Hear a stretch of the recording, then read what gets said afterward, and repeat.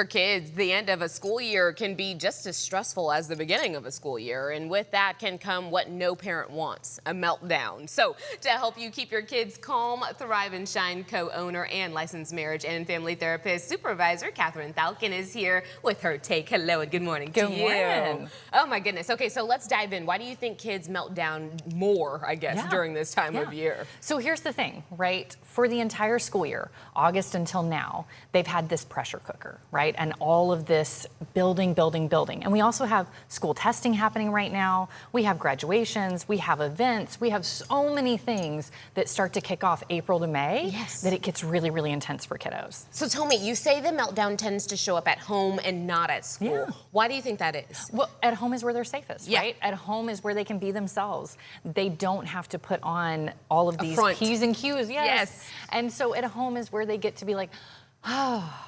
And sometimes that's a meltdown. And yes, exactly. They get to be themselves. And sometimes that's okay to allow them to be themselves because they've been holding it in all day, obviously.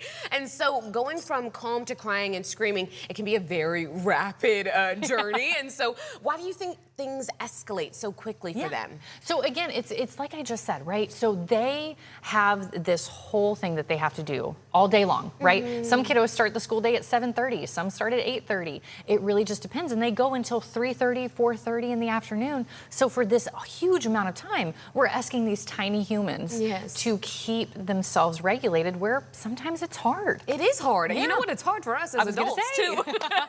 So tell me, how much does age actually play into it then? So here's the thing. Younger kiddos have fewer regulation skills because they've had less time on this earth to practice them. Right. So it's one of those where your younger kiddos, you're gonna see the more physical aspect of things. You're gonna see the more crying, the yelling. Our older kiddos, they might keep it in more, but they may be more withdrawn. You may see them shut down a bit more. Yes, indeed. Okay, well, there are things that parents can do. We do come with solutions, not just problems. So first you say to regulate with a calm tone and then correct them later. Correct. So one of the biggest things that we have to remember in the moment is that when they get overloaded with emotions, their brains are shutting down. Okay? They are not going to be able to think through anything.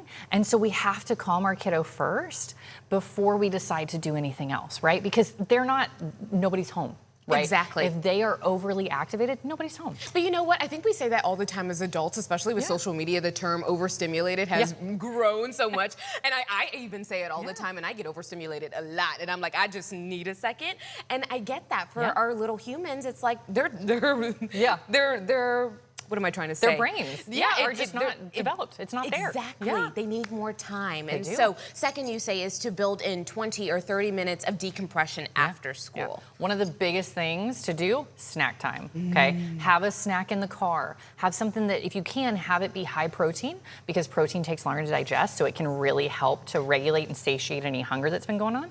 And so that's one of the biggest ones, is build that time in, but also keep it low pressure, okay? Don't ask a ton of questions. Let them come in, take it step by step, and just say, hey, you know, what was the favorite part of your day? After you give them 5 minutes to acclimate. Right? So keep it low pressure for them. I like that, even for myself. Because give myself 20 to 30 minutes when I get home before I dive into something else.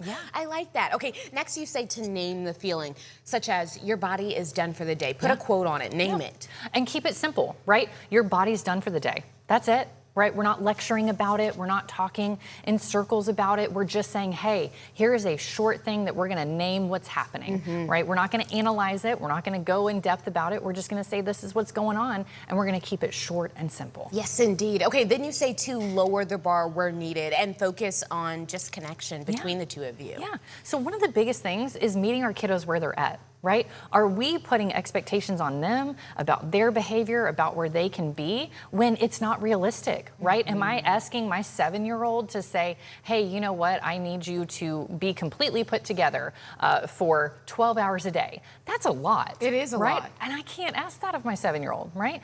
Now, if that's of my 17-year-old, might be a slightly different story, but even then, no, that's too much for them too. Still lowering the bar. I get it, but make sure you do it according to age age as well. Now, you also say it's not misbehavior, it's overload, which I think you already kind of touched on a little bit, and just the fact that they just need a second to stimulate themselves. Well, it's one of those things where if we reframe in our brains that we say, hey, you know what, it's not that there's this major thing happening and oh my goodness, why are they so terrible and here's what's going on and I'm going to overanalyze this. It's more of saying, hey, you know, what's actually underneath this behavior? Because behavior teaches us something. Behavior tells us something. Why do you truly feel that way? Right. What is actually leading this behavior? I like that. That's a good way to end it. Thank you so much for being here this morning for these tips and tricks. We actually have your website on the screen right there if you want more tips and tricks from Kathryn. She's absolutely fabulous.